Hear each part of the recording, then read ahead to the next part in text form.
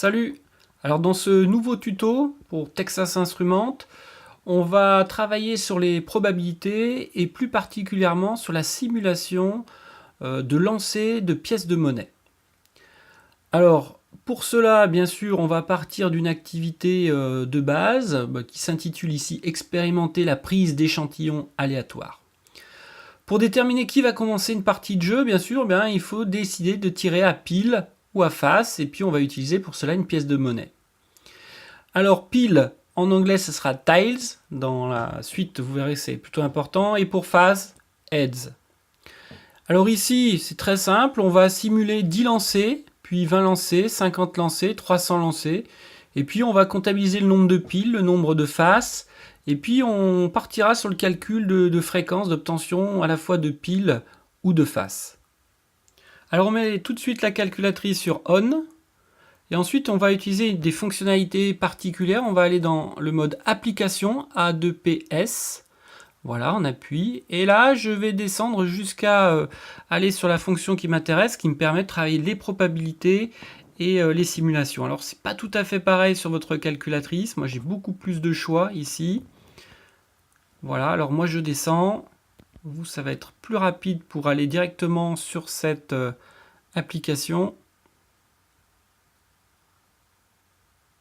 Je m'arrête sur ProbSim. Voilà, ProbSim, probabilité simulation. Je vais appuyer sur Enter. Là j'ai un menu, je rappuie à nouveau sur Enter. Et là j'ai tout un tas de simulations possibles, notamment la une qui va être le lancer de pièces. Mais il y en a d'autres, notamment le lancer de cartes, c'est vraiment intéressant. Là j'ai un premier graphique qui apparaît avec tail et head, donc pile et face. J'ai les boutons ici, échappe, toss, set, data et table. Alors pour les utiliser, il va falloir que j'utilise les touches qui sont tout en haut en gris au niveau de la calculatrice. Donc par exemple pour échappe, escape, on va appuyer sur F de X, toss ça va correspondre à fenêtre, set, et ainsi de suite. On a la correspondance des touches. Alors on teste tout de suite échappe, voilà, donc à ce moment-là, bien sûr je peux sortir. Je retourne à nouveau dans l'application. Toss, alors on essaye de suite. Je clique donc sur fenêtre et voilà, j'ai la simulation du lancer de pièces. J'ai le graphique qui se construit automatiquement. Toss me permet de simuler le lancer d'une pièce. Voilà, j'appuie dessus. Donc H qui veut dire head, face. Et immédiatement, on a le graphique qui s'ajuste dans la petite fenêtre. Je peux lancer aussi 10 pièces, 50 pièces aussi. Voilà, et à nouveau, les graphiques s'ajustent immédiatement. On appuie maintenant sur échappe et on va appuyer sur table. Voilà, donc il apparaît un tableau avec 3 colonnes. La troisième colonne, elle est vraiment intéressante puisqu'elle va nous donner le cumul du nombre de fois que l'on a obtenu face, comme H, comme head. Donc très important. Ensuite, on trouve deux autres colonnes. La première colonne, ça indique tout simplement le nombre de fois, le nombre de lancers de pièces. Et la deuxième colonne est consacrée au résultat, avec pile et face. On va appuyer maintenant sur ESC, échappe, et maintenant sur Clear. Voilà, puisqu'on va se lancer dans l'activité, donc afin de partir sur des bases saines, on efface. Voilà, on appuie sur Yes. Alors, on va lancer 10 pièces, donc on appuie sur plus 10. Voilà. Donc, si on regarde la troisième colonne, dans comme H, on a obtenu 4 fois face. Je peux ainsi compléter mon tableau et indiquer 4 faces. Donc, j'ai lancé 10 pièces, 10 moins 4, 6. Donc, 6 piles. Voilà, ensuite, je vais effacer. Et on va passer maintenant à la simulation du lancer de 20 pièces. Donc, j'appuie sur plus 10. Voilà. Et à nouveau, plus 10.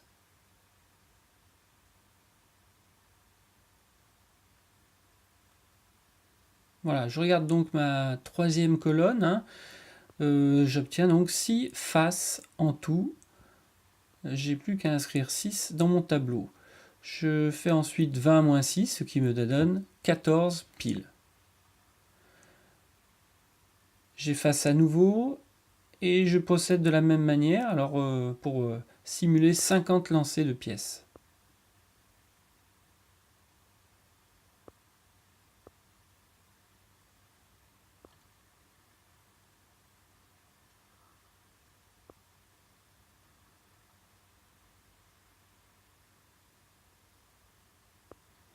Voilà, je regarde ma troisième colonne, donc 27 faces. Je n'ai plus qu'à compléter mon tableau, 27 et 50 moins 27, 23 piles. J'appuie à nouveau maintenant sur Clear, puis Yes. Maintenant, on va procéder à la simulation des 300 lancers de pièces. Donc je vais utiliser la touche plus 50, je vais l'utiliser donc 6 fois. Voilà, c'est parti.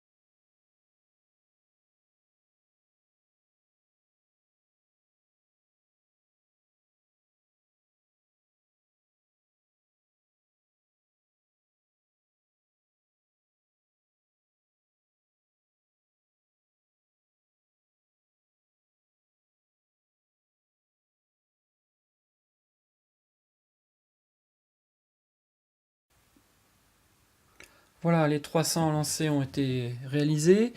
On constate qu'il y a 141 faces. Voilà, je le complète mon tableau, 141. Ensuite, je fais 300 moins 141, ce qui me fait 159. Je complète mon tableau. Je vais maintenant calculer les fréquences.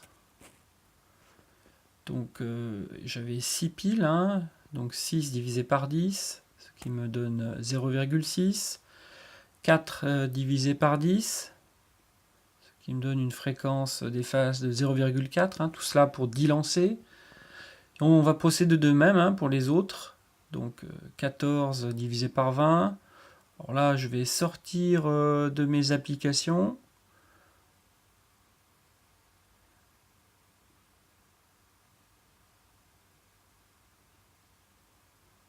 Yes. Ensuite, quitte. Voulez-vous quitter? Donc oui, yes. Voilà. Et puis là, je vais effectuer mes calculs. Alors, 14 divisé par 20. Voilà, alors, on va bien sûr indiquer le résultat, 0,7.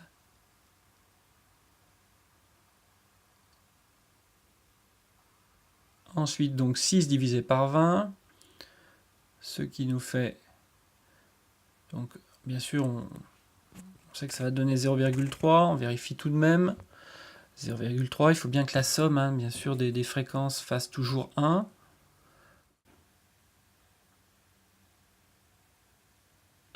On passe maintenant à 23 divisé par 50. 23 divisé par 50. Enter. Ce qui nous donne 0,46. Voilà. 27 maintenant divisé par 50.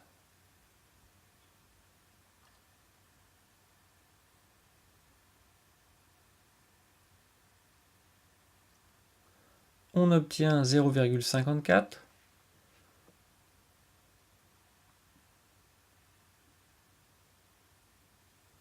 « 159 divisé par 300. »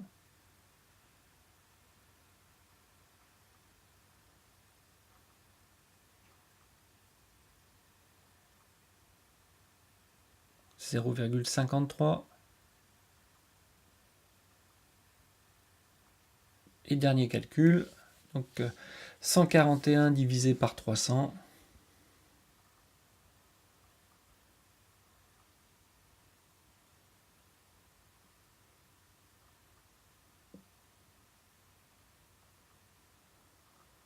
Voilà, ce qui nous donne 0,47.